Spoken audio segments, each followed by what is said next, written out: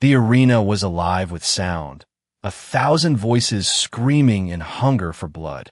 Above the battlefield stood tall alien towers, their banners glowing under red moons. Merchants shouted, guards pushed slaves forward, and chains rattled in the dust. It was not a market for food or gold, but for fighters, killers, and broken men.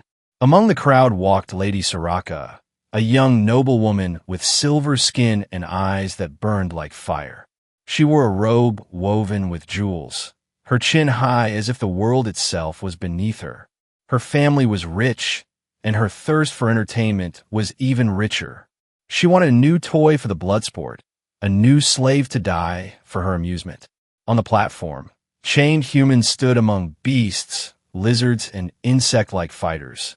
Most humans looked broken, their shoulders bent, their eyes empty. But one man stood tall, even with the iron collar around his neck. His skin was scarred, his muscles lean but strong, and his eyes were calm. He did not tremble. He did not beg. He simply stared at the auctioneer as if waiting for something. The alien merchant laughed, pointing at him. "This human is nothing special, a prisoner from the outer wars," he shouted. "He has no weapons, no training, no spirit. He will die in minutes." The crowd laughed, throwing small coins, calling him weak. But Lady Soraka tilted her head. There was something different in the man's gaze. It was not the look of a slave, but the look of a hunter waiting in silence. Her lips curved in a cruel smile. She lifted her jeweled hand, and the merchant's eyes widened. 10,000 credits, she said, her voice sharp as a blade. The crowd gasped. The price was insane for a human. "Why waste credits on trash?" another noble sneered. But Soraka only smiled, her pride rising. "I will buy him not for his worth," she said coldly, "but to prove that even trash can dive beautifully in my arena." The hammer struck, the sale was made. Chains dragged the human forward to her, his eyes never lowering. He looked at her as if she was not his master, but only another wall to climb. For a moment, her heart gave a strange beat. Fear or excitement. She did not know. The guards shoved him down, forcing him to kneel. Soraka stepped closer, her voice mocking. "Look at you, human. You belong to me now." She circled him like a predator testing prey. "You will bleed for me. You will die for me. And your death will entertain thousands." But the man did not speak. He did not lower his head. He simply stared into her glowing eyes, calm, cold, unshaken. It was as if he was measuring her, weighing her soul. The silence between them felt heavy, a storm hidden in still air. The guards pulled him away toward the arena gates. Soraka lifted her cup of glowing wine, her laughter sharp. "Let the crowd see him break," she declared. The audience roared, hungry for blood. Drums thundered as gates opened, and the sand of the arena burned red under the moons. The man was thrown into the pit, alone, unarmed. Across from him rose a massive beast, a reptile with claws like swords and teeth like knives. The crowd cheered, sure of his death.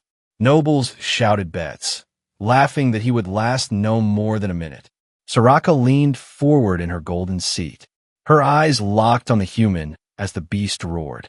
She wanted to see fear. She wanted to see him tremble. But he did not move. He stood straight, his eyes fixed on the monster, calm as stone, as if he had faced worse than this in some forgotten war. The beast charged. The ground shook, dust rising in waves. The crowd screamed for blood. And in that final moment, before claws met flesh, Soraka saw it, the faint curve of the human's lips. Not fear, not pain, but a quiet smile. The smile of a man who knew he was not prey, but the true predator waiting to strike. For the first time in her life, Lady Soraka felt her confidence bend. She whispered under her breath, almost against her will, "What are you?" The drums beat louder. The fight began. And the crowd had no idea that the purchase she had made tonight would change everything. The gates of the arena clanged shut like the jaws of a metal beast. The human stood in the sand, the collar on his neck gleaming under the moons. Chains had been removed. but in truth he was still a prisoner. Above him the crowd screamed and laughed, their voices blending into one roar of hunger. The beast facing him was a nightmare made flesh. A reptile with green scales, glowing yellow eyes, and claws longer than swords. Its roar shook the walls, spittle flying into the sand. Nobles shouted bets, alien children banged drums, and Lady Soraka leaned forward in her golden seat, waiting for blood. Everyone expected the same ending. A human cut down in seconds. The crowd had seen it 100 times before, but this time would be different. This time the crowd would see something they could not forget. The beast lunged first, its claws cutting through the air like blades. The human did not run. He did not scream. He bent low, letting the claws slash past him, the wind of their strike brushing his face. He rolled in the sand, grabbed a broken spear left from another fight, and in one motion, he stabbed the weapon deep into the creature's leg. The beast howled, the sound echoing through the arena. The crowd gasped, their laughter choking in their throats. No one expected him to fight, much less strike first. Lady Soraka's eyes widened, the cup of wine frozen in her hand. The reptile turned in fury, tail swinging like a whip. It struck the human and threw him across the sand. Dust rose as his body hit the ground, but he did not stay down. He pushed himself up, blood on his lips, but fire in his eyes. The crowd cheered now, not in mockery, but in disbelief. He circled the beast, moving with the patience of a hunter. Every step measured, every breath calm. The monster roared and lunged again, but this time he used its weight against it. He dodged, the beast's claws sinking deep into the wall of the arena. Trapped for a moment, struggling to pull free, the human seized the chance. He grabbed the spear again, running up the beast's back with speed that shocked even seasoned gladiators. In a blink, he was on its shoulders, driving the spear down into its neck. The reptile screamed, thrashing wildly, but he held on like iron. Blood sprayed across the sand, hot and steaming. The beast collapsed with a final roar, the ground shaking as it fell. Silence fell across the arena, the kind of silence that comes when history changes. For a long breath, no one moved. Then the crowd erupted in madness. They chanted, they shouted, not the name of Lady Soraka, but the word human. Human. Human. Soraka's heart pounded in her chest. This was not what she had planned. She wanted a spectacle of death, not a show of power. Yet she could not take her eyes off him. The slave she had bought like trash now stood as a victor. He looked at her, his gaze sharp, cold, unbroken. The arena guards rushed forward, their weapons raised. But the human did not resist when they forced him to his knees. He let them chain him again. But even chained, he did not look like a slave. He looked like a warrior who had allowed himself to be captured only for the right moment to come. The crowd was not satisfied. They wanted more. They shouted for another fight, for more blood. The nobles whispered to Soraka, offering her gold, credits, entire lands for the human. But she shook her head, her pride burning. No, she whispered, he belongs to me, and only me. Yet deep inside, a shadow of doubt gnawed at her pride. She had bought a man she thought weak. But tonight he had shown something terrifying.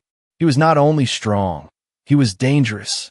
Dangerous in a way that could not be chained forever. As the human was dragged away, his eyes never left hers. It was not the look of a servant to a master. It was the look of a storm waiting to break. And for the first time in her life, Lady Soraka wondered, had she truly bought him? Or had she just bought her own destruction? The crowd still screamed his name, their voices filling the night sky. And though Soraka sat in her golden seat, she felt smaller than she had ever felt before. The human had won, and in his victory, something in the balance of power had shifted. The crowd sensed it. She sensed it. And maybe even the whole empire would soon sense it. The Bloodsport had begun, but the true game was only just starting. The arena had never been the same after that night. The people still spoke about the human, whispering his name in the streets. Merchants repeated the tale to sell trinkets. Children imitated his fight in alleys. Even the nobles, who once mocked humans, now kept quiet when his story was mentioned. Lady Soraka sat in her high chamber, staring into the fire of her crystal lamp. Her fingers tapped the table, restless. She had wanted glory, but what she got was something else. A storm she could no longer control. The next Bloodsport came sooner than expected. The Empire's council demanded the human fight again. The crowd was too eager, and no noble dared refuse them. Soraka agreed, though her heart twisted with unease. She told herself it was for her pride. But deep inside, she wanted to see if the first victory was luck or destiny. The second battle was cruel. Not one beast this time, but 3 alien gladiators, trained killers from different worlds. They carried axes, whips, and spiked chains. The crowd roared with delight, certain the human would finally fall. But he did not fall. He moved like water, flowing between strikes. He dodged the whip, grabbed it, and pulled its owner into the path of another's axe. He twisted chains around one gladiator's throat until the alien's eyes bulged and went still. Then, with the weapon of his enemy, he cut down the last fighter. When the dust cleared, 3 bodies lay on the sand, and the human still stood. The arena thundered with cheers, louder than ever before. They shouted not Soraka's name, but his. Their fists pounded against the walls, their voices shaking the pillars. The chant rose like a storm. Human, human, human. Soraka gripped her chair until her nails cracked. She felt heat in her chest. Not pride, but fear. The crowd belonged to him now, not her. Even the nobles shifted in their seats, their eyes sharp with unease. Some leaned toward her, whispering with fake smiles. Sell him, Lady Soraka, before it is too late. Others offered fortunes, land, armies, rare jewels. But she refused them all, her pride unwilling to let go. Yet that night, she could not sleep. Every time she closed her eyes, she saw his calm stare. The way he fought without panic, without mercy. The way he looked at her after each victory. Not as a slave, not as property, but as if she were nothing more than an obstacle in his path. The third fight sealed his legend. 10 warriors entered the pit, chosen from across the Empire. Each one armed. Each one promised glory if they killed the human. The crowd expected blood, rivers of it. And they got it, but not in the way they imagined. The human fought with ruthless precision. He turned their weapons against them, their strength into weakness. He used the arena itself, the walls, the sand, even the shadows, to outthink them. When the last fighter fell, the arena floor was painted red, and the human stood over them, breathing steady, eyes calm, as if it had cost him nothing. This time, when he looked up at Soraka, he did not bow. He did not kneel. He simply stared, his silence louder than any words. And for the first time in her life, Lady Soraka felt small, as though chains were wrapping around her instead, invisible but real. The Empire began to whisper. Some called him a monster, others a savior. Some feared him, others wanted to follow him. But all agreed on one truth: he was no slave. Not anymore. In her palace, Soraka paced like a caged animal. She tried to convince herself she still held power, that he still belonged to her. But the truth burned her mind. Every victory he won weakened her chains. Every cheer from the crowd stole her authority. And every glance from his calm eyes reminded her. One day, she would not be his master. One day, it would be hers. The arena was louder than thunder, yet one moment of silence broke everything. It was not caused by a sword or by death, but by a look, one human gaze that defied an empire. After his third great victory, the human was chained again and brought before Lady Soraka. The crowd expected him to kneel, as always, to lower his head in obedience. But he did not kneel. He stood straight, chains heavy on his wrists, his collar gleaming under the moons. And then, before the eyes of thousands, he looked at her, not as a servant to his master, not as a slave to his owner, but as an equal, or worse, as a predator watching prey. The crowd gasped, whispers spreading like fire in dry grass. Did you see it? He looks at her as if she is the prisoner. They murmured. Some laughed nervously. Others stayed silent, fear twisting their faces. Lady Soraka felt her chest tighten. Her heart beat hard though she sat on her golden throne. The gaze was not violent, not loud, but it carried weight she had never felt before. It was rebellion without words, a silent storm breaking chains no iron could hold. The guards noticed, stepping forward, spears ready. But Soraka raised her jeweled hand, stopping them. She forced a smile, sharp as broken glass. He stares because he knows his life depends on my mercy, she declared. The crowd cheered half-heartedly, though their eyes betrayed doubt. They had seen something different, something she could not erase. That night, Soraka could not escape his eyes. She drank wine until her hands shook, yet the memory returned. When she closed her eyes, she saw him standing tall, unbroken. When she opened them, she saw shadows on the walls, shaped like chains reversed. In her dreams, it was not the human in shackles, but herself, kneeling before him. She woke with sweat on her skin, her breath sharp. For the first time in her life, Lady Soraka felt hunted. The next day, she ordered his silence. Do not let him speak in the arena, she told the guards. Do not let him lift his head. But even bound, even voiceless, he spoke with his eyes. Every time he fought and won, his gaze found hers. Every time she tried to look away, the crowd noticed. They whispered, they smiled, as if they too understood. Her power was slipping, not because of his strength, but because of his defiance. A glance should mean nothing, yet it meant everything. It told the Empire that the slave was not broken. It told them that the master was no longer in control. Soraka began to consider ending it. A quiet order, a blade in the dark, poison in his food. It would be simple to erase him before the storm grew larger. But each time she thought of it, she felt a strange hesitation.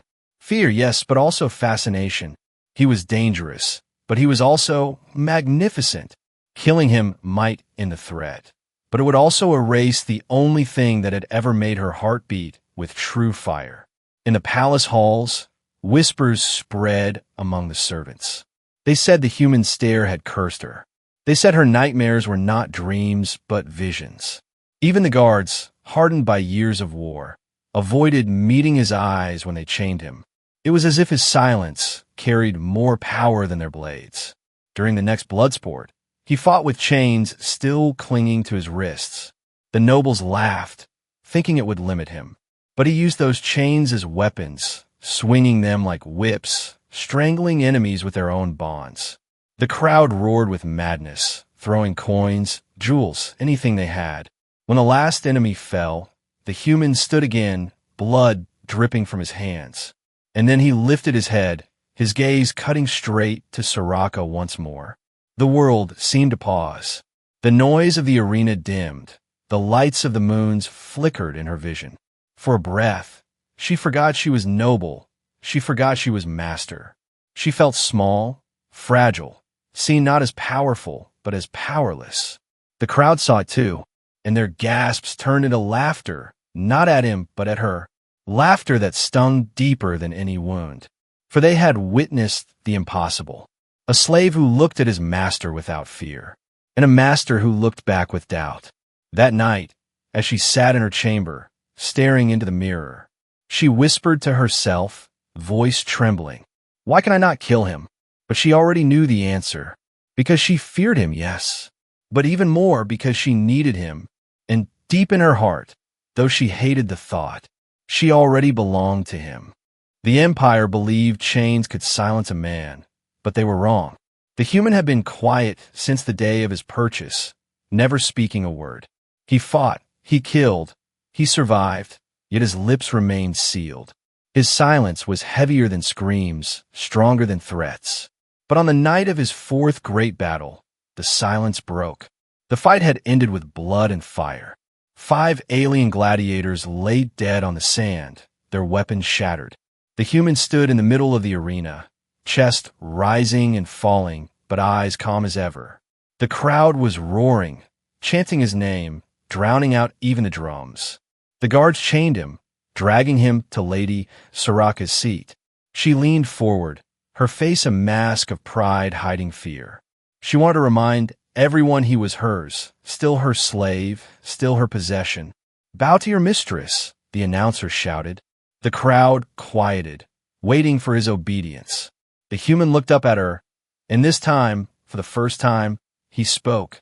His voice was steady, deep, carrying through the entire arena without effort. "I do not fight for you," he said. The crowd gasped, some even stood in shock. He lifted his chained wrists, the iron glinting under the moons. "I fight for my freedom." The words cut through Soraka's chest like a blade. She had waited to hear his voice, and now that she had, she wished she never had, because his words did not sound like those of a servant. They sounded like those of a master declaring his will. The crowd erupted, half in rage, half in worship.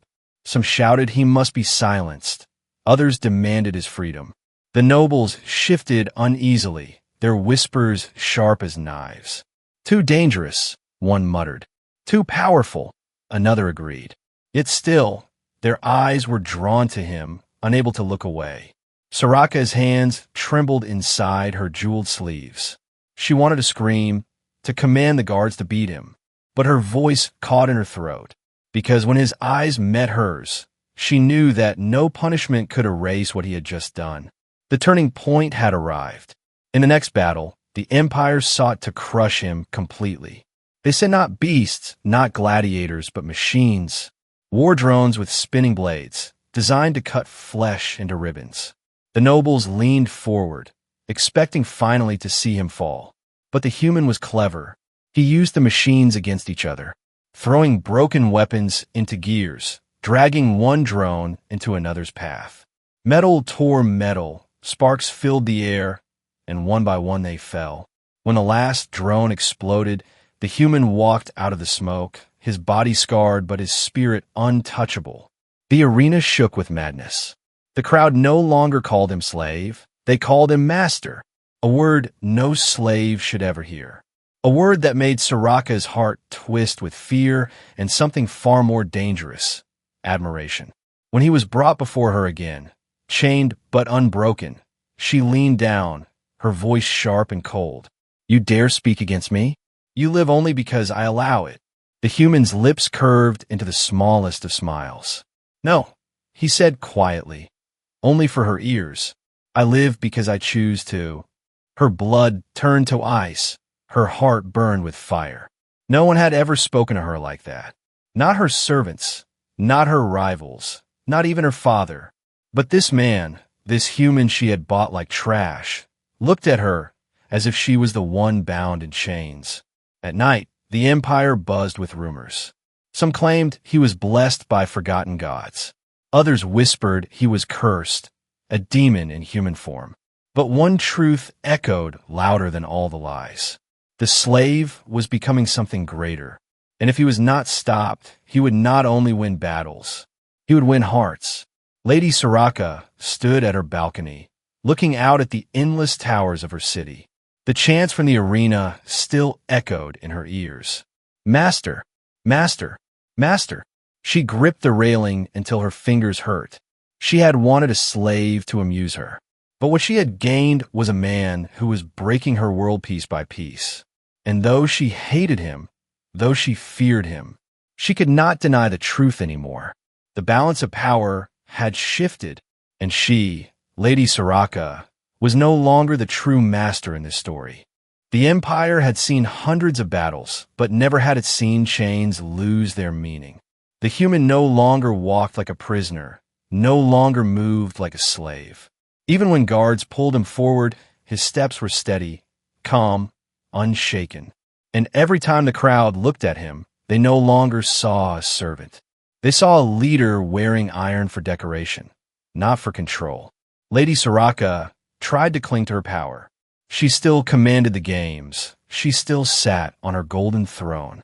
But deep inside, she felt the truth burning. Each fight, he one stole a piece of her authority. Each cheer of "Master, Master," carved away her title. And soon, nothing would be left. The fifth battle was meant to end him. The council forced Soraka to pit him against beasts of legend, creatures kept in chains for centuries. A serpent with wings, a giant with steel skin, a fire-spitting hound. The nobles bet fortunes on his death. Even Soraka whispered to herself, "This must finish him, it must." But the arena became his stage of victory once again. He fought not only with strength, but with the patience of someone who had faced death too many times to fear it. He blinded the serpent with broken chains. He tricked the giant into falling on sharpened spikes. He forced the fire hound into the trapdoors beneath the sand. And when the smoke cleared, the monsters were dead. And he, bloodied but unbroken, stood tall as the moons crowned him in silver light. The crowd went mad. Coins, weapons, even crowns were thrown into the arena as offerings. They shouted his name until the stone walls trembled. And then something unthinkable happened. When Soraka raised her jeweled hand to silence the crowd, they ignored her. They did not bow to her command. They bowed to him. For the first time in her life, Lady Soraka tasted the bitterness of invisibility. She was a noble of the highest blood, yet she was nothing compared to the human in chains. The crowd's love for him was stronger than their fear of her, and she realized that power was no longer hers to command. When the guards brought him to her throne, she spoke in a sharp voice, desperate to remind all who listened. "You belong to me, human. I own your life, your victories, your very breath." But the man did not kneel. He did not lower his head. Instead, he stepped forward, the chains dragging in the sand. And before all eyes, he disobeyed. The arena gasped. The crowd held its breath. Even the guards froze, unsure if they should strike.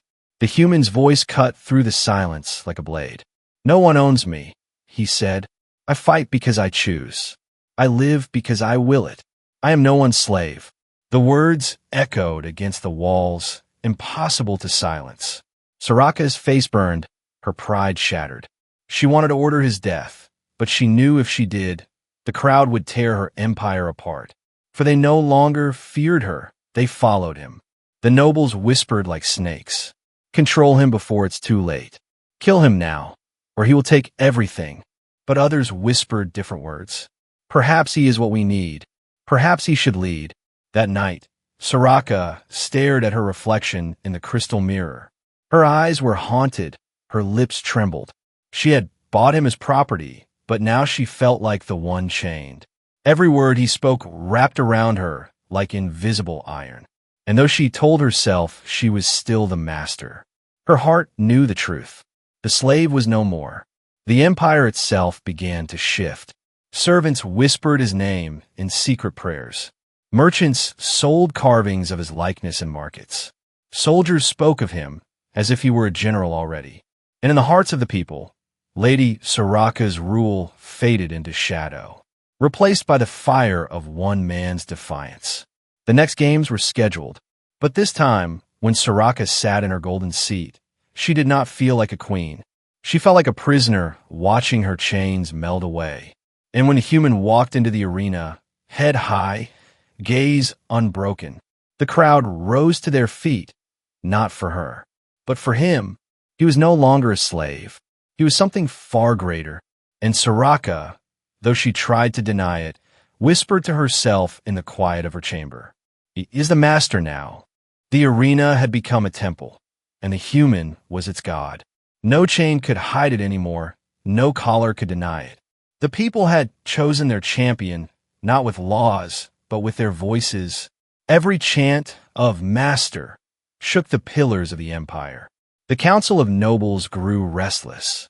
They whispered in shadowed halls, planning to erase him. They feared his power, feared his eyes, feared the truth that spread like fire across their world. "If he fights again, he must die," they said. "If he lives, he will take everything from us." Lady Soraka listened to their words, but said nothing. She sat in silence, staring in her cup of wine. She had bought him as a slave, yet now she feared what she had unleashed. Her dreams were no longer of victory, but of him standing above her throne. And deep in her heart, she knew the dreams were not fantasy, but prophecy. The final games were declared. Not beasts, not gladiators, not machines. This time, they would pit him against assassins, soldiers, and traitors all at once. A secret order designed to erase legends before they could grow too large.